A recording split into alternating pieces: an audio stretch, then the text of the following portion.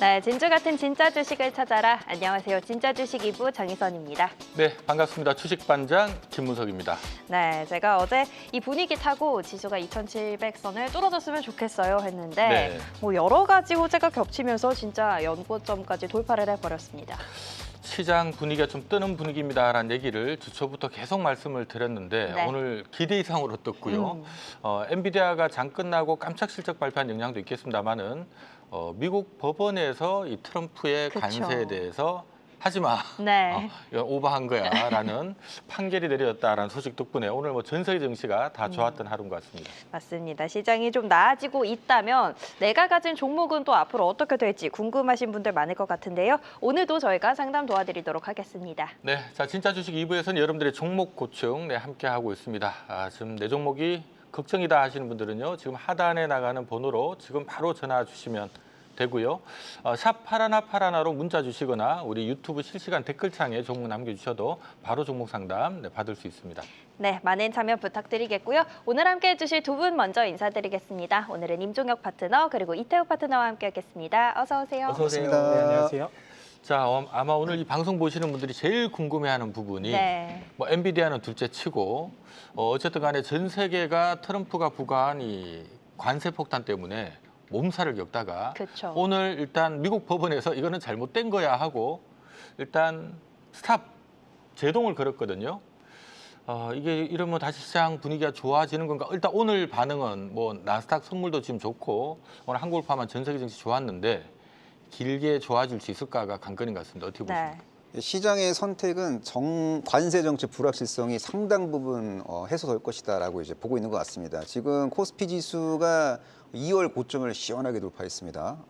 이제 2,800선을 향해서 갈 것 같고 2,800선 돌파 후 안착에 성공하면은 3,000선을 향해서 질주를 하게 될 가능성이 높아 보입니다. 네. 3,000선까지 이제 진입하기 위해서는 이제 반도체주들이 유의미한 상승 흐름이 전개돼야 되는데 여전히 반도체 소부장 기업들이 바닥권에서 겉돌고 있는 기업들이 상당수 있습니다. 그런 기업들이 아마 승승장구하면서 지수는 결국에 3,000선으로 이제 골인하게 될 가능성이 높다라고 보고 있습니다. 자, 엔비디아 호실적을 이제 보면은 AI 그 인프라 투자는 지속되고 있고 또 AI 그 고도화 프로젝트가 이제 가동됨으로써 어떤 기술 혁신이 이제 수요를 촉진하는 그런 국면에 이제 진입을 하고 있는 것 같고요. 이제 본격적으로 이제 바야흐로 AI 에이전트 시대가 이제 도래되고 있고 AI 에이전트 시대가 도래된다는 것은 거기에 또 걸맞는 첨단 칩에 대한 수요가 증가한다는 거거든요. 이럴 때 일부 K 반도체 기업들이 수혜를 볼 수 있기 때문에 HBM 공급망에 이제 적극적으로 침투하고 있는 반도체 소부장 기업들 잘 챙겨 보시면 될 것 같고 뭐 K 방산, K 원전, K 전력기기, K팝 업황 컨디션 너무 좋고요. 이렇게까지 업황이 좋아도 되나 싶을 정도로 네. 의심스럽습니다. 그래서 앞에 K가 붙는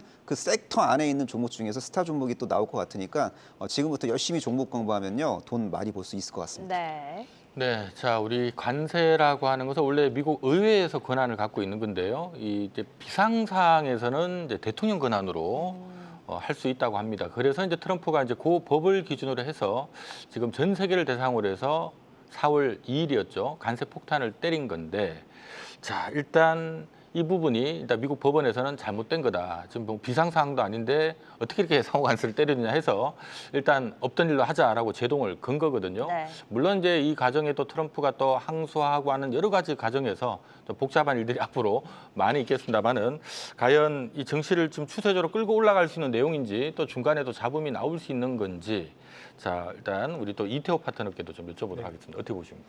일단 하반기까지는 잡음은 좀 많이 들지 않을까 싶기는 합니다. 일단 저도 이거에 관련해서 좀 공부를 많이 해봤는데 기본적으로 이 국제 비상경제권법을 기반으로 이 관세를 부과를 했었죠. 근데 이 부분에 있어서 원래 법원에서는 이거를 허용한 범위 같은 경우 비상사태를 직접 이제 대응한다. 하게 되면은 인정을 해주는데 사실 트럼프 대통령 같은 경우는 지금 현재 보게 되면은 보통 이거 협상용 카드로 좀 많이 활용을 한 어떤 레버리지 수단으로 좀 활용을 했기 때문에 네. 권한 남용이다라고 판단했다라는 것이 가장 이제 주된 맥락이고요. 그러면서 이제 이 관세에 대한 이 판단 이후에는 즉각 중단된 것이 현재까지의 흐름이라고 보시면 됩니다. 그래서 지금 현재 시장에서도 이야기가 많이 나오는 게 항소를 하게 되면은 이 금지 처분도 마찬가지로 이제 또 제동이 걸리는 거 아니냐 이런 이야기가 있는데 항소를 한다 하더라도 항소만으로는 이제 효력이 부여되지 않는다라고 보시면 될 것 같은 게 미국이 이제 민사소송 규칙 62조를 보게 되면은 집행정지 명령 이게 또 별도로 필요하다라고 합니다. 근데 이것들이 사실상 판결까지는 또 몇 개월 소요가 되기 때문에 이번 하반기까지는 관세 적용이 사실상 유예됐다라고도 보셔도 되지 않을까 싶고요. 그러면 이제 증시에 어떤 영향이 있을까 고려를 해보게 되면은 역시나 관세 부담 완화에 따른 미국 인플레이션에 대한 압박 자체가 좀 완화가 되고 미국의 어떤 행정 시스템에 대한 신뢰 회복으로 인해서 달러 강세가 좀 유지가 될 수 있지 않을까. 그래서 제가 지난주에는 원화 강세에 따른 좀 내수주를 좀 중점으로 보자란 말씀을 드렸는데 네. 그 포지션을 좀 다시 변경을 해서 수출주 중심으로 다시 한번 좀 접근을 해보는 게 하반기까지의 전략으로는 좀 괜찮지 않을까 그런 생각을 좀 해볼 수 있을 것 같습니다. 네. 네, 자 우리가 뭐 관세 완화라는 측면으로 본다면 이거는 뭐 글로벌 증시에 일단 호재가 될 수 있는 그런 내용이고요. 실제로 오늘 뭐 나스닥 선물 움직임이나 전 세계 증시는 그 부분에 화답을 해주는 그런 모습이었습니다. 다만 시장에서 우려하는 부분은 품목 관세를 세게 때릴 수가 있다. 네. 품목별로 갑자기 뭐 반도체든 제약이든 뭐 나올 수도 있는 거고요. 또는 이제 비관세 압박을 또 쓸 수도 있겠죠.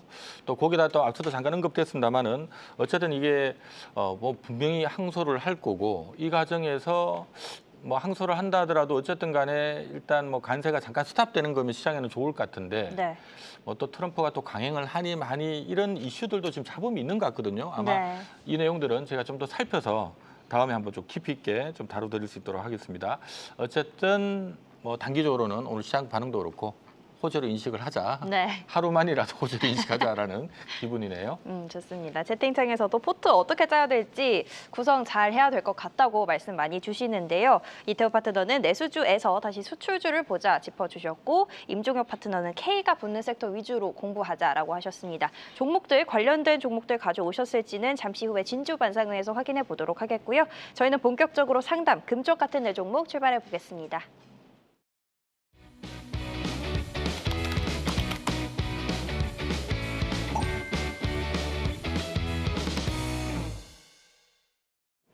자, 오늘의 금쪽 종목들 한 개씩 확인해 보겠습니다. 상담 시작해 볼 텐데요. 문자로 들어온 첫 번째 종목 먼저 만나보시죠. 자, 오늘의 첫 번째 종목 미래에셋증권입니다. 매수가 13,000원이고요. 올해 배당 받고 내년에 팔아도 될까요? 라고 질문을 주셨습니다. 네, 자 오늘 뭐 증권주들 아주 난리가 났죠. 아주 그냥 난리가 네. 났습니다. 아무래도 뭐 일단 요즘 뭐 대선을 이제 앞두고 있는 상태다 보니까 뭐 후보분들 돌아가면서 내가 대통령이 되면은 한국 증시 5천 만든다 네. 뭐 이런 얘기들에 어쨌든 간에 이런 얘기에 화답을 한 거는 기대감이 오른 거니까 좀 찝찝하긴 하지만 어쨌든 그만큼 지금 시장의 돈들이 요즘 이쪽으로 좀 돌고 있는 분위기는 사실인 것 같습니다. 올해 배당 받고 내년에 팔아도 될까요? 라는 질문 주셨는데 한 얼마 정도를 목표가로 잡으면 좋을까요? 새로운 정부 정책 수혜주로 증권주가 이제 급부상하면서 최근에 주가가 많이 급등을 했습니다. 그래서 더 갈 수 있다고 봐요. 주도성이 있기 때문에 이 주도성을 쉽게 뺏기진 않을 것 같습니다. 그래서 저는 뭐 한 2만 원 전후 정도 되면은 1차적으로 뭐 비중을 줄일 수 있는 그런 타이밍이 될 수 있을 것으로 보고 있는데요. 이 기업 같은 경우에는 이제 자사주 비중이 22%를 상회하고 있습니다. 그래서 오늘은 이제 자사주 비중이 높은 기업들이 좀 유달리 많이 급등하는 모습을 보여줬습니다. 그러니까 자사주 소각 가능성이 존재하는 기업들, 자사주 소각을 의무화하는 정책이 언젠가 현실화될 수 있는 거 아니냐라는 어떤 기대감 때문에 자사주 비중이 높은 기업들이 급등했는데, 네. 그런데 미래에셋증권은 지금 실제로 펀더멘탈도 개선되고 있습니다. 넥스트레이드 그 수혜주고요. 그리고 해외 주식 수수료 수익이 꾸준하게 이제 증가하고 있는 추세고, 이제 전체 그 위탁 매매 수수료 중에서 해외 주식 수수료 비중이 꾸준하게 증가하다가 이제 올해 1분기 기준으로 이제 50%를 상회하는 구명까지 이제 진입을 했고, 또 증시 환경이 이제 긍정적으로 전개가 되면은 이 기업은 또 금융 상품을 참 잘 파는 기업이잖아요. 그래서 뭐 네. 펀드 관련된 그리고 레버 카운트 관련된 수수료 수익도 유의미하게 증가할 수 있는 그런 기업이고, 또 이제 주주환원 정책도 이제 적극적으로 펼칠 수 있는 기업이기 때문에 제가 볼 때는 한 2만 원 전후에서 1차적으로 비중을 줄이시는 게 맞고, 만약에 2만 원까지 심지어 돌파하게 된다면은 네. 그때 가서 목표 주가를 상향 조정하시면 될 것 같습니다. 네, 자, 이 증권주는 뭐 개인적인 생각입니다만 머니 게임이 붙은 게 아닌가라는 생각이 듭니다. 우리가 예전에 보면 코로나 이후 때 네이버, 카카오, 네. 뭐 언택트 네. 이후로 그쪽으로 돈 몰리면서 야, 요즘 과하게 올라가는데라는 생각을 했는데 계속 갔거든요. 네. 결국 망가지긴 했지만 지금 증권주도 약간 분위기가 어쨌든 시장의 돈이 이쪽 이제 배팅이 좀 들어오고는 있는 것 같은데 어디까지 힘을 받을까가 관건인 것 같습니다. 길게 보면 전 좀 찝찝해 보이는데 네. 단기적으로 분위기는 더 가는 분위기거든요. 어디 정도까지 보면 좋을까요?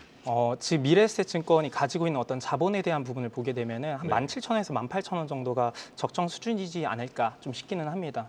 왜냐하면 이제 지금 현재 오늘 기준으로 뭐 PBR 한 0.8배 정도 평가를 받고 있는데 보통 이게 PBR이 만약에 1배 수준을 어느 정도 정당화하기 위해서는 이 자본 이익률, ROE에 대한 부분보다 ROE 값이 아무래도 이 투자자들의 기대 수익률, COE 값보다 좀 높아야 되는데 사실 미래에셋증권 같은 경우는 ROE 값이 아직은 좀 낮다라고 보시면 됩니다. 그래서 어느 정도 그 1배까지는 좀 무리다라고 밸류에이션상 볼 수 있는데 그래도 한 0.8배 수준은 적정 구간이다. 0.8에서 0.9배 정도는 볼 수 있기 때문에 한 17,000원에서 18,000원 정도 보는 게 적당하지 않을까 싶기는 합니다. 다만 이제 말씀해 주신 것처럼 최근에 이 증권주에 대한 어떤 밸류에이션의 리레이팅 가능성들이 좀 많이 높아지고 있는데 특히나 이 박현주 회장이 이제 지분에 대한 부분들 미래에셋 컨설팅이라고 하는 이 상위 회사가 최근에 지분을 좀 많이 획득을 했습니다.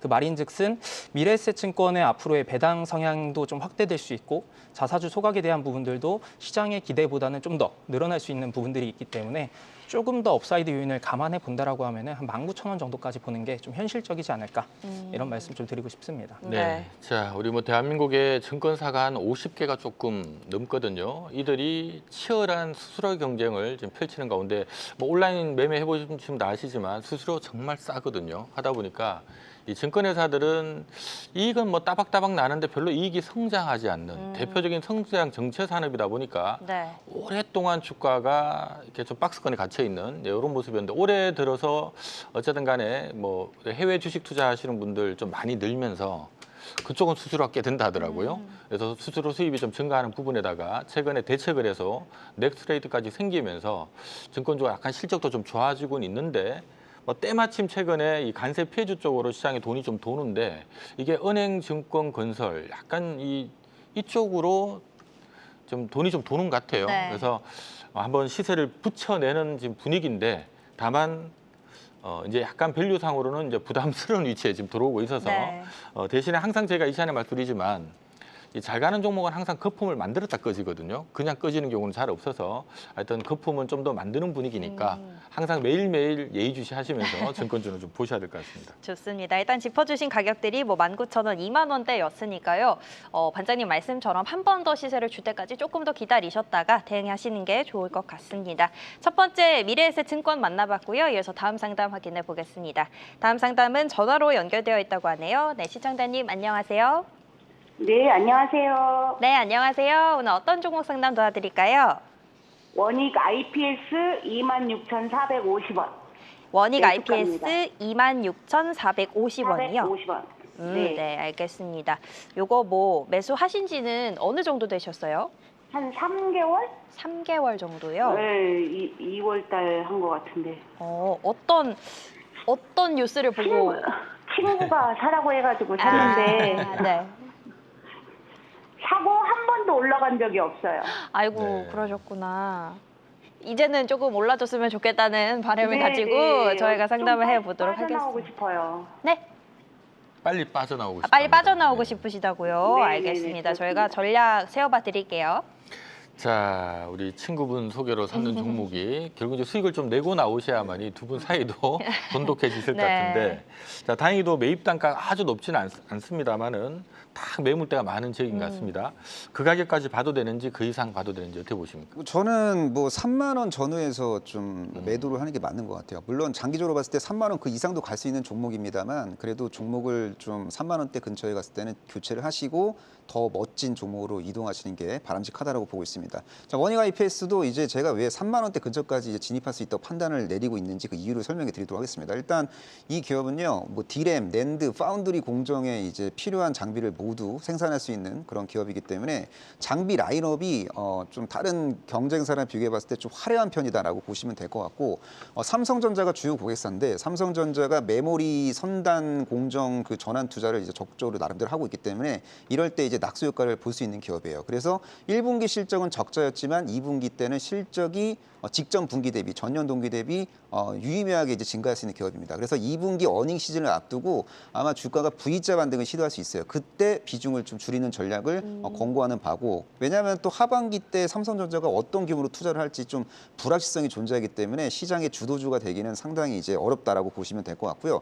심지어 이 종목은 또 디스플레이 장비 사업도 영위하고 있는데 삼성 디스플레이가 이제 폴더블 아이폰 공급망에 이제 사실상 이제 침투가 되어 있는 상황이고, 이제 폴더블 아이폰 그 공급망 리스트가 아마 멀지 않은 미래에 공개가 될 거고, 삼성 디스플레이에 이제 장비를 납품하고 있으며 삼성 디스플레이가 지분을 갖고 있는 동사가 공급망 안에 있는 기업으로 이제 볼 수 있기 때문에 내년 하반기 출시 아이폰 폴더블 아이폰 관련주로서 또 역할을 할 수 있어갖고 3만 원대 진입은 충분히 가능하다라고 네. 저는 보고 있습니다. 네, 자 우리 임종혁 파트너께서는 뭐 한 3만 원까지 봐도 될 것 같다라는 의견을 주셨습니다. 자 우리 이태호 파트너께서는 밸류를 항상 꼼꼼하게 잘 봐주셨던 것 같은데 이건 한 얼마 정도 볼 수 있을까요? 저는 이제 사실 욕심대로라고 하면은 말씀해 주신 한 3만 원 정도까지 네. 보는 게 맞지만 지금 현재 분위기를 보면은 아무래도 그냥 매수가 정도를 좀 목표 삼는 게 맞지 않을까 싶습니다. 일단 기본적으로 그래도 지금 구간에서 뭔가 추가적인 하방은 좀 제한적이라고 볼 수 있는 게 이 원익 IPS의 역사적인 현재 주가 수준을 보게 되면 역사적인 밸류에이션 저점 수준에 위치해 있기 때문에 하방은 어느 정도 좀 탄탄한 것 같습니다. 그리고 이제 앞으로의 방향성을 봤을 때 투자 모멘텀과 실적 개선이라고 하는 부분들은 그래도 방향성은 좀 뚜렷하지 않을까. 동일 그 피어 그룹 대비했을 때는 상당히 아웃퍼폼할 수 있는 기대감들이 좀 많이 있는 게 이제 앞서 임종혁 대표님께서 삼성전자를 주 고객사로 가지고 있다라고 말씀을 해주셨는데 상반기에 확실히 삼성전자가 평택 그 사공장에 대한 라인 증설을 했고요. 그 다음에 이제 하반기에도 월 4만 장의 캐파를 증설할 수 있는 그런 것들이 예정이 되어 있다 보니까 그 부분에 있어서도 이제 1세대 초미세 공정 D램이라든지 앞으로 차세대 HBM4에 대한 양산 이런 것들을 위해 사용한다라고 하니까 아무래도 원익 IPS의 이 장비에 대한 부분들은 좀 더 이제 그 장비 개발을 좀 잘 해놨었기 때문에 앞으로의 실적 방향성은 좀 뚜렷하지 않을까. 그리고 삼성전자 외에도 SK하이닉스도 그렇고 중국의 이제 창신 메모리도 마찬가지로 하반기에 장비 투자를 나선다라고 하고 있기 때문에 2분기부터는 적자를 좀 벗어나는 흐름들 그런 것들을 감안해 보면은 역시나 이제 반등은 보여줄 수 있지 않을까. 다만 앞서 말씀해주신 것처럼 매물대가 좀 두텁기 때문에 목표 수준 자체는 매수가 정도를 좀 현실적으로 보는 게 좋지 않을까 싶습니다. 네, 자 원익 IPS 우리 임종혁 파트너께서는 한 3만 원까지 봐도 되지 않을까요? 라는 의견을 주셨고요. 우리 이태호 파트너께서는 매수하신 가격 정도로 일단 잡는 게 좋지 않을까라는 의견을 주셨습니다. 참조적으로 2027년도 내후년 추정 실적이 매출이 한 1조 정도에 순이익이 한 1,000억 정도 네. 뜨는 것 같아요. 지금 시장에서는 PER 뭐 한 12배, 13배 정도 주는 종목이라서 얼추 이 적정 가격이 26,000원, 목표 가격이 한 3만 원 네. 이렇게 나오는 기업입니다. 네. 결국 한번 대충 그 가격 부근에서 어. 정리를 좀 하시는 게 맞지 않나라는 생각이 드네요. 좋습니다. 그래도 매수가까지는 올 수 있을 것 같으니까요. 조금 더 기다려 보시는 게 좋을 것 같습니다. 원익 IPS 만나봤고요. 이어서 다음 상담 유튜브로 들어온 종목 확인해 보겠습니다. 자, 이번에는 YG엔터가 들어왔습니다. 매수가는 86,000원, 비중이 40% 정도 된다고 하시는데요. 요거는 또 우리 임종혁 파트너님께 엔터 종목 엔터니까 또 콕 집어서 상담을 요청하셨는데 어떻게 보실까요? YG엔터는 제가 볼 때 뭐 10만 원대 진입 가능성 충분히 있다라고 저는 보고 네. 있습니다. 그 과거의 주요 고점을 돌파해도 이상할 게 전혀 없는 종목이라고 보고 있고요. 근데 10만 원 넘기면은 그때는 좀 비중을 좀 줄이는 필요가 있습니다. 지금은 블랙핑크 그 월드 투어에 대한 기대감으로 주가가 오르고 있는 건데 또 언젠가 또 블랙핑크가 또 휴식기를 가질 수도 있거든요. 그때는 네. 또 실적이 좀 망가질 수도 있기 때문에 너무 지나치게 장기 투자를 하는 건 바람직하지 않고 연내 10만 원대 돌파 시 그때 좀 비중을 축소하는 게 좀 바람직하다라고 저는 보고 있습니다. 참고로 이제 블랙핑크가 과거에 전성기 때 월드 투어를 둘 때 티켓을 한 180만 장 정도 팔았거든요. 근데 네. 이번 월드 투어가 3분기부터 내년 2분기까지 진행이 됩니다. 아주 오랜 시간 동안 전개되는 월드 투어인데 제가 볼 때는 티켓 200만 장 정도 팔 수 있고 과거의 월드 투어 했을 때보다 티켓 가격 올랐고 팔고 그리고 굿즈도 과거보다 더 많이 팔 것 같습니다. 그래서 블랙핑크 덕분에 엄청난 그 하반기 실적이 기대되고 또 내년까지도 실적이 좋아질 수 있고 또 베이비몬스터라는 저연차 IP가 생각보다 종횡무진 맹활약을 하고 있어요. 그리고 또 베이비몬스터가 또 하반기 때 미국에서 또 투어를 또 돌 예정입니다. 상반기 때 돌았는데 하반기 때 또 돌겠대요. 그만큼 반응이 좋았기 때문에 그래서 하반기 때는 베이비몬스터 투어 실적 플러스 블랙핑크 투어 실적 플러스 각종 굿즈 성과가 도출될 수 있기 때문에 아마 이런 기대감 속에서 10만 원대 침투를 시도하게 될 가능성이 높기 때문에 저는 추가적인 상승 여력 충분히 있다라고 보고 있습니다. 네, 자 YG엔터는 우리 임종혁 파트너께서 사실 지난달에도 굉장히 좀 좋게 얘기를 해주셨고요. 네. 지지난달에도 굉장히 또 좋게 얘기를 해주셨고 네. 주가 지금 쉬지 않고 계속 올랐거든요. 그래서 이제 너무 많이 올랐다 보니 이번에는 조금은 약한 모습. 하지만 그래도 10만 원 진입 시도는 할 거다라는 네. 얘기를 주셨네요. 좋습니다. 이렇게 유튜브 상담 만나봤고요. 다음 상담 만나보도록 하겠습니다. 자, 다음 종목은 전화로 연결되어 있다고 합니다. 네, 시청자님 안녕하세요. 네, 안녕하세요. 네, 안녕하세요. 오늘 어떤 종목 상담 도와드릴까요? 네, SK 이노베이션이요. SK 이노베이션이요. 네, 13만 1,000원에 15%요. 13만 1,000원에 15%요. 네. 매수하신 지는 오래되셨어요, 어머님? 네, 한 5, 6개월 된 것 같아요. 5, 근데 6개월 그때, 정도? 네, 이게 10만 원이 안 무너졌었는데 네. 지금 이제 10만 원도 무너지고 계속 내려가다가 오늘 조금 반등하는 것 같은데 왜 이렇게 빠지는지. 그러게요. 아유, 10만 원이 일단 깨진 게 조금 마음이 그러셨겠어요. 네네. 그러면 요거 뭐 추가 매수 같은 것도 의향은 조금 있으세요? 네네. 알겠습니다. 그러면 추가 매수 해도 괜찮을지 전략 어떻게 세워야 될지 저희가 자세하게 여쭤봐 드릴게요. 네. 자, 지난해에 이어서 올해도 지금 적자를 네. 예고하고 있는 상태인데 주가 워낙 많이 빠져서 한번 배팅도 해볼 만한데 또 업황 보면 좀 불안하기도 하고 그렇습니다. 이 부분은 이제 우리 이태우 파트너께 먼저 좀 여쭤보겠습니다. SK이노베이션 뭐 추가 매수도 할 의향이 있다라고 얘기를 하신 것 같은데 어떡할까요? 저는 그냥 관망하는 게 관망. 지금은 좋지 않을까 싶습니다. 네. 그래도 다행인 거는 이제 비중이 15%라고 말씀을 하셨기 때문에 지금은 이제 다른 쪽에 좀 집중을 하셨다가 업황 개선이 될 때 그때 한 최대한 20%까지만 좀 바라보시는 게 좋을 것 같고요. 지금 이제 주가가 빠지는 이유를 꼽아보자면은 크게 이제 사업 부분을 봤을 때 정유와 이제 화학 사업 부분이 좀 예상보다 좀 부진하고 있는 상황입니다. 원래 작년 하반기 때는 정제 마진이 좀 어느 정도 회복을 보이면서 실적 개선 나오지 않을까 기대를 했었는데 올해 이제 그 흐름들을 보게 되면 국제유가도 하락을 좀 하고 있고 수요 증가에 대한 어떤 움직임 자체로 둔화세가 나타나고 있기 때문에 이익 자체가 빠르게 회복을 못하고 있다는 부분이 있고 가장 크게 또 볼 수 있는 게 배터리 사업 부분인데 이 SK온 같은 경우는 파우치형에 좀 특화돼서 R&D 투자를 많이 했었습니다.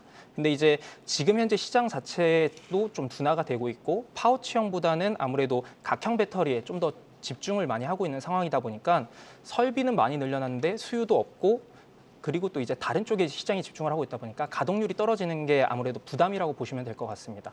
그래서 뭐 지금 PBR 자체도 한 0.5배를 받고는 있는데 사실 이게 너무 저평가다라고 보기도 어렵습니다. 말씀해 주신 것처럼 지금 시장에서는 적자를 기록을 하면서 ROE 자체도 마이너스 8% 수준이 나오고 있기 때문에 실질적으로는 PBR이 0.3배를 가도 이상하지 않은 밸류이다라고 보시면 될 것 같고요. 그래서 지금 자체만 보면은 추가적인 하락은 좀 제한적이지만은 상방 또한 제한적이다. 그래서 지금은 좀 관망하시고 앞으로 이제 정제 마진 개선이라든지 2차 전지 섹터에 좀 반등, 회복들이 있을 때 그때 한 5% 정도만 좀 물타시는 게 좋지 않을까 싶습니다. 네. 네, 자 어쨌든 뭐 SK이노베이션은 정유업종과 2차 전지 사업을 영위를 하고 있습니다. 뭐 유가 전망이 올해 별로 안 좋아서 뭐 정유 사업은 별로 안 좋을 것 같고, 근데 2차 전지 쪽이 이제 빨리 좀 돌아서야 되는데 사실 굉장히 안 좋죠. 네. 다만 이제 다행스러운 거는 최근에 2차 전지주들이 어제부터 고개를 그쵸. 좀 들고 있어서 왠지 주가는 좀 단기간 올라가지 않을까라는 생각이 좀 들거든요. 얼마 정도 보시는 게 좋을까가 궁금한데 우리 또 임정우 파트너 그냥 막 확 불러버릴까 봐 겁은 나지만 네. 어느 정도 볼까요? 저는 14만 원 전후까지는 네. 상승할 수 있다고 보는데 근데 14만 원까지 침투하려면 시간이 좀 걸릴 것 같아요. 네. 그래서 올해 하반기 목표가를 14만 원 정도 설정하시고 만약에 하반기까지 기다리기가 어려우시면은 한 12만 원 정도에서 비중을 지금 15%시죠? 비중을 한 5%대로 줄이는 것도 괜찮아 보입니다. 근데 어쨌든 지금 바닥권 탈출 초입이고 V자 반등 흐름이 전개될 수 있는 그런 종목이라 좀 보고 있습니다. 왜냐하면은 이 기업은 정제 마진이 좋아져야 됩니다. 근데 정제 마진이 저는 하반기로 갈수록 좋아질 수 있다고 봐요. 지금이 최악이고 정제 마진이 이제 업황 바닥을 찍고 턴어라운드 할 가능성이 매우 높다고 보고 있습니다. 왜냐하면은 근거를 좀 제시하자면은 작년이랑 비교해 봤을 때 정제 설비 순증 물량이 급감을 하게 될 가능성이 높아요. 그리고 중국 설비들의 폐쇄 움직임도 포착되고 있고 중국 정유사들도 가동률이 지금 상당히 낮은 상황이고 그리고 미국하고 유럽, 일본 정제 설비들의 노후화 문제가 상당합니다. 그래서 글로벌 정제 설비 폐쇄 물량이 작년보다 유의미하게 이제 증가할 수 있기 때문에 하반기로 갈수록 정제 마진 개선될 수 있고 유가도 추가적으로 폭락하기보다는 특정 밴드 안에서 이제 안정감 있게 움직일 수 있기 때문에 충분히 이제 정유 업황에 대해서 이제는 충분히 이제 예측을 할 수 있는 단계까지 왔다고 보고 있고 그리고 이 기업이 작년에 이제 대한민국 최고의 민간 발전 사업자면서 국내 기업 중 LNG 밸류체인을 가장 완벽하게 이제 확보한 ENS를 이제 합병했는데 그 합병 효과가 작년에는 2개월만 반영됐는데 올해는 5기로 반영이 됩니다. 그래서 네. 펀더멘탈은 작년보다 올해 더 의미 있게 개선이 됐고 그리고 이 기업의 디스카운트 요인 아킬레스건이 SK-on인데 SK-on 업황은 제가 볼 때 내년에는 유의미하게 이제 턴어라운드 할 수 있고 내후년에는 이제 SK-on 덕분에 SK이노베이션이 이제 주가의 프리미엄을 받게 되는 날도 온다고 봅니다. 그래서 네. 2, 3년 이상 보유할 수 있으면은 뭐 20만 원에서 팔 수 있겠지만 2, 3년 동안 기다리기가 좀 어렵잖아요. 그래서 일단 올해 하반기 목표가 그냥 딱 14만 원 제시해드리겠습니다. 네. 네, 자 SK이노베이션 현재 지금 증권사에서 목표 주가 평균값 한 12만 원 정도 지금 뜨고 있는 상태고요. 어쨌든 최근에 특히 어제부터죠. 2차 전지주들 약간 수급이 좀 돌고 있는 상태라서 단기적으로 좀 올라가는 분위기니까 네. 좀만 더 버티시는 게 단기적으로 맞지 않나라는 생각이 드네요. 좋습니다. 이태우 파트너는 하락도 제한적이지만 상승도 제한적이다. 계속해서 조금 보수적인 안전한 시각을 계속 주시는데 이렇게 전략을 주셨고요. 우리 임종혁 파트너는 오래 기다릴 수 있으면 좋겠다만 하반기 목표가는 14만 원 정도로 제시해 주셨습니다. 자, 이렇게 SK이노베이션 만나봤고요. 이어서 다음 상담 유튜브로 들어온 종목 확인해 보겠습니다. 자, 이번에 들어온 종목은 ISC입니다. 한별님의 종목이었고요. 매수하신 가격은 75,400원입니다. 비중이 10% 정도로 막 굉장히 큰 편은 아니신데 어쨌든 지금 꽤나 손실을 보고 계시거든요. 이거 어떻게 대응하면 좋을까요? 자, ISC 최근에 좀 답답한 흐름이 좀 나오곤 있는데 어쨌든 뭐 IT 전반이 조금 좋아지면 이쪽도 좀 좋아져야 될 것 같은데 임종혁 파트너님 네. 이쪽은 좀 시나리오가 어찌 나올까요? 뭐 왜냐하면 ISC도 이제 장기적으로 봤을 때 HBM 그 공급망에 침투를 하게 될 그런 가능성도 있고 또 이 친구는 또 시스템 반도체 익스포저도 계속 이제 커지고 있는 그런 상황이고 반도체 후공정 소켓 기업 중에서는 ISC보다 스토리 좋은 기업 찾기가 쉽지 않아요. 그러니까 네. 제가 볼 때는 리노공업하고 ISC는 반도체주 순환 매장세가 전개가 될 때 V자 반등 흐름이 전개될 수 있는 기업이라고 보고 있고 지금 매수가가 75,400원이신데 네. 제가 볼 때는 매수가 근처에서 한번 매도해 주시고 그 다음에 이제 눌림목 만들어질 때 매수하신 가격보다 더 유리한 가격대 들어올 때 그때 다시 재매수하는 전략을 추구하는 게 맞다라고 저는 보고 있습니다. 네. 네, 자, 그도 뭐 한때 시총 한 2조 원대에서 놀던 기업인데 최근에 딱 주가가 정확하게 반토막이 나서 지금 1조 원대에서 지금 거래가 되고 있습니다. 지금 ISC 밸류로는 한 어느 정도 올라갈 수 있는 여력이 있을까요? 지금 이제 매수하신 금액대 한 75,000원까지도 충분히 볼 수 있지 않을까 싶은 게 일단 기본적으로 올해 예상되는 실적을 좀 체크를 해보니까 올해 한 2,000억대 매출액에 이제 영업이익 자체도 한 500억대 수준을 좀 예상을 하고 있습니다. 지난해 이제 1,700억대 매출액에다가 영업이익도 450억 정도가 발생을 했는데 지난해 수준보다는 아무래도 이제 올해 예상되는 어떤 기대치에 대한 것들을 좀 말씀드리면은 역시나 이제 그 실리콘 카바이드에 대한 어떤 그 소켓 같은 경우도 지금 HBM이 좀 더 고사양으로 가면 갈수록 AI 칩에 대한 고사양으로 가면 갈수록 수율 문제가 좀 더 확대가 될 수밖에 없는데 현재는 이제 그 과정에서 HBM을 만드는 중간 단계에서 이 테스팅을 진행을 하다 보니까 수율 자체가 많이 나오진 않습니다. 근데 앞으로 이제 ISC에서 만드는 이런 소켓 같은 것들을 활용하게 되면은 최종 단계에서 테스팅을 할 수 있기 때문에 아무래도 이제 수율 자체를 좀 올릴 수 있다라는 부분. 그래서 지금 SK하이닉스 같은 경우도 그렇고 뭐 삼성전자도 그렇고 최종적으로 이런 형태로 지금 테스팅을 하려고 앞으로 방향성을 설정을 하고 있기 때문에 ISC 같은 경우는 올해 예상되는 매출액이라든지 AI 산업에 대한 어떤 개화에 따른 가장 큰 수혜를 받을 수 있기 때문에 지난해 고점 수준까지도 충분히 볼 수 있지만 아무래도 현재 구간에서는 한 매수하신 정도가 우선 1차적으로 바라보시는 게 맞지 않을까 싶습니다. 네. 네, 자, ISG 뭐 증권사에서 목표 가격이 지금 평균 한 7만 3, 4천 원 정도 형성되고 있으니까 조금 뭐 최근 흐름 좀 답답하긴 하지만 조금 더 견디시는 게 맞지 않나라는 생각이 드네요. 좋습니다. 이번에는 두 분의 의견이 맞았네요. 어쨌든 매수하신 가격까지 오면 한번 매도를 하시고 그 다음에 전략 세워보시는 게 좋을 것 같습니다. 자, 이렇게 상담은 여기까지 진행해 보도록 하겠고요. 저희는 진짜 주식을 찾아서 진주 반상회로 넘어가 보겠습니다.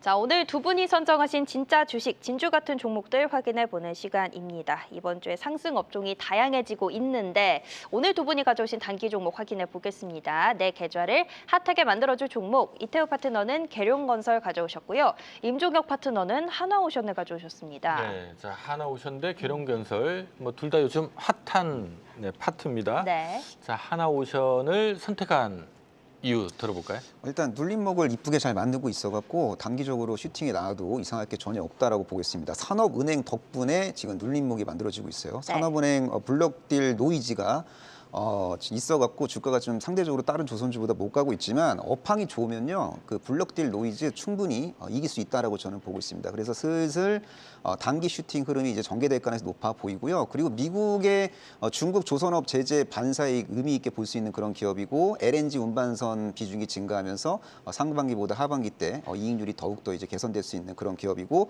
함정 MRO 사업이 이제 확대되고 있고 그래서 이제 특수선 사업 부분에 대한 모멘텀도 여전히 유효합니다. 그리고 장기적인 측면에서 봤을 때는 미 해군 함정 건조에 대한 어떤 스토리까지 부각될 수 있는 기업이기 때문에 대한민국 조선사 중 특수선 모멘텀이 가장 막강한 하나오션 네. 슬슬 단기 반등할 때가 됐다라고 저는 보고 있습니다. 네, 자, 공교롭게도 오늘 두 분이 준비한 단기 우망주는 주도주는 아니고 주변주인 것 같습니다. 최근에 뭐 건설 업종이든 뭐 이쪽 관련된 업종이 워낙 네. 지금 뜨겁거든요. 그쵸. 뜨거운데 하나오션은 그중에서 제일 안 올라가는 종목 하나.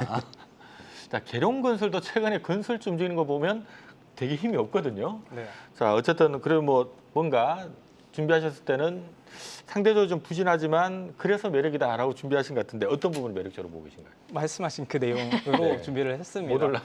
네, 확실히 이제 계룡건설 같은 경우는 뭐 기업의 펀더멘털은 굉장히 뛰어난 기업이지만 최근에 주가 오른 것을 보게 되면은 세종시 테마주로 좀 부각이 되면서 주가가 좀 오른 경향이 있는데 오히려 어쨌든 이런 것들로 인해서 수급이 유입이 됐기 때문에 앞으로의 어떤 펀더멘털에 좀 더 집중하는 그런 흐름들이 만들어지지 않을까 싶습니다. 기본적으로 이제 1분기 실적 자체는 전년 대비 좀 감소하는 흐름들이 나오긴 했고 영업이익도 마찬가지이긴 하지만 분기 기준으로 보게 되면 영업이익의 100% 이상의 성장이 나타났었고 기존 시장에서 바라봤던 것보다 한 20% 정도 상회하는 실적이 기록이 됐습니다. 어느 정도 선방했다라고 볼 수 있을 것 같고 올해 이제 작년도에 이제 수주했던 거를 보게 되면 한 3조 정도를 수주를 했는데 2021년도가 가장 정점이었습니다. 4조를 수주를 했었고 근데 이런 것들을 쭉 감안했을 때 올해 1분기 수주액을 보게 되면 1조 원 조금 이상을 좀 달성을 했기 때문에 상당히 하반기로 갈수록에 대한 어떤 모멘텀들 좀 더 커지지 않을까. 거기에 이제 부채 비율 같은 경우도 21년도 이후부터 200% 초반을 꾸준히 유지를 하고 있기 때문에 안정적인 어떤 경영을 하고 있다라는 부분. 그래서 대형사 대비했을 때 분명히 이제 관심도는 떨어지긴 하지만 아무래도 저평가 매력에 대한 부분들, 뭐 자산 가치라든지 수익 가치의 우량성을 좀 본다라고 하면은 지금의 위치에서 또 세종시 테마에 대한 어떤 단기 모멘텀도 체크해 보면서 접근은 충분히 해볼 수 있는 기업이다라고 좀 말씀드리고 싶습니다. 네. 네. 자, 뭐 조선이나 건설주들 관심 많으신데요. 네. 이 주도주들 보면 너무 막 세게 올라가고 있어서 좀 안 오른 것 중에 뭐 없나 하시는 분들은 이 두 분이 선택한 종목 한번 살펴보시면 좋을 것 같습니다. 좋습니다. 눌림목이 예쁘게 만들어졌다. 단기 슈팅의 가능성이 있는 한화오션 그리고 세종시의 단기 모멘텀도 붙었고 저평가의 매력이 있는 계룡건설 단기 종목들로 만나봤습니다. 자, 이어서 중장기 종목도 확인해 볼까요? 자, 오늘의 중장기 종목들 이 가격 다시는 안 온다. 지금 사야 하는 종목입니다. 이태우 파트너는 동국제약. 지난주에는 다른 제약주와 주셨던 것 같은데 동국제약 가져오셨고요. 임종혁 파트너는 두산밥켓 가져오셨습니다. 네, 저는 항상 이렇게 중장기 종목이 더 궁금하더라고요. 네. 자, 두산밥켓 좀 편안하게 좀 투자할 만한 어떤 이유 뭐 어떤 게 있을까요? 예, 장기 투자 관점에서 30에서 한 50% 정도의 수익을 추구할 수 있는 기업이라고 저는 보고 있습니다. 두산마켓은 미국의 생산 기지를 완벽하게 이제 구축한 기업이고 전체 매출에서 이제 북미향 매출 비중이 70% 이상이고 주력 컴팩트 그 건설기 같은 경우에는 북미 시장 내 점유율이 30% 이상입니다. 그래서 미국 쪽에서 지금 맹활약을 하고 있는 그런 기업이고 북미 생산 비중이 워낙 높기 때문에 이 기업은 만약에 관세 전쟁 리스크가 이제 재점화되더라도 악영향을 받게 될 가능성은 상당히 제한적이라고 보고 있고 이제 연준도 이제 슬슬 금리 인하 카드를 만지작거리고 있습니다. 아마 올해 하반기 때 금리 인하 할 것 같은데 그렇게 되면은 자연스럽게 미국 주택 착공 건수가 이제 증가하게 됩니다. 이때 낙수 효과를 진짜로 볼 수 있는 기업이 소형 건설 기계에 특화된 동사라고 보시면 되고요.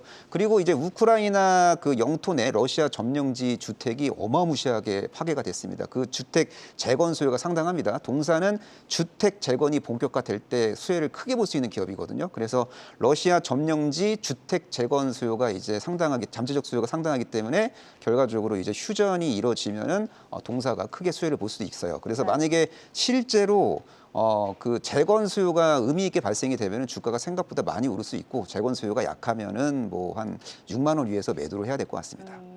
네, 자 두산밥켓 지금 내년도 예상 영업이익이 한 9천억 정도, 순이익이 한 6천억 정도 뜹니다. 시장에서는 그래도 순이익 대비 10배, 6천 원 가야 되는 거 아니냐 이런 분위기고요.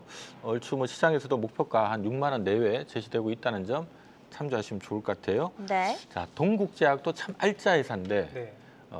오늘 준비한 뭐 이유가 있겠죠? 어떻습니까? 맞습니다. 알짜 회사도 맞고 이제 좀 성장성을 좀 많이 시장에서 판단해주지 않을까 싶습니다.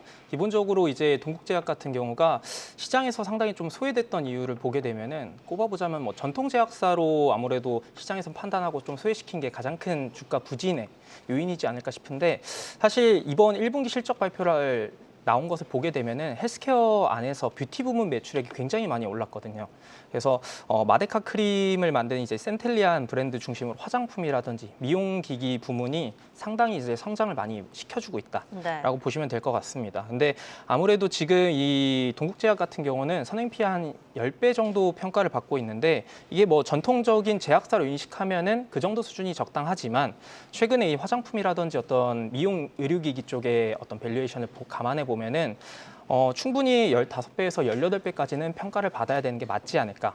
근데 이제 동국제약의 이 화장품 사업의 실적 같은 경우도 과거 2019년도부터 매년 성장을 보여주면서 연평균 CAGR이 한 20% 정도가 나올 만큼 굉장히 안정적이고 고성장을 보여줬던 기업입니다. 그래서 충분히 시장에서 이 기업이 이제 화장품에 대한 메리트가 굉장히 크네라는 인식이 쌓이게 되면은 PR 15배에서 18배까지 충분히 볼 수 있지 않을까. 그리고 만약에 이제 조금 더 오버슈팅이 나온다라고 하면은 20배까지도 볼 수 있기 때문에 장기적인 관점에서 충분히 동국제약 지금 가격 부담 없이 접근해 볼 수 있지 않을까 싶습니다. 네, 자 동국제약도 내년도 예상 매출이 한 1조 정도 뜨네요. 영업이익도 한 1,000억 정도, 순이익이 한 7, 800 뜨는 것 같은데 말씀하셨던 것처럼 뭐 PER 15배 또는 뭐 그 이상 주는 곳들도 있습니다.